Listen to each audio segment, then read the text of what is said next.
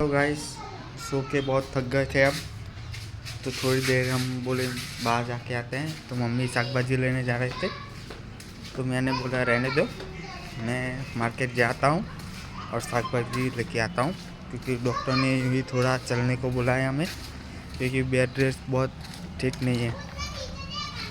Market में जाके यहाँ से हमारा मार्केट स्टार्ट, बोरिया बक्कल सब कुछ मिल जाता है। हम थोड़ा आगे जाते हैं और ये देखो पगलूसनिया सब है और सब साग भाजी मिल जाती है, आलू इधर सब तरह की सब्जी मिल जाएगी, फ्रूट सब मिल जाता है। हम आ गए अभी जैसे अशोक काकानी लारी पर।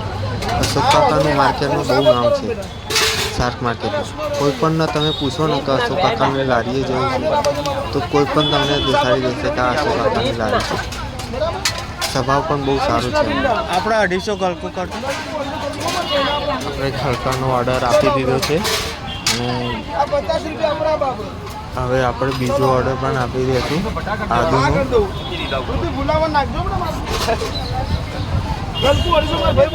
અને 20 રૂપિયાનું આદુ બસ, બીજું કોઈ નહીં। 20। જો મિત્રો આપણે આદુ અને ગલકું લઈ લીધું છે, હવે ઘર તરફ જઈશું આપણે। शाकभाजी लेके घर पहुंच गए हैं अभी। वीडियो पसंद आया तो लाइक शेयर और सब्सक्राइब।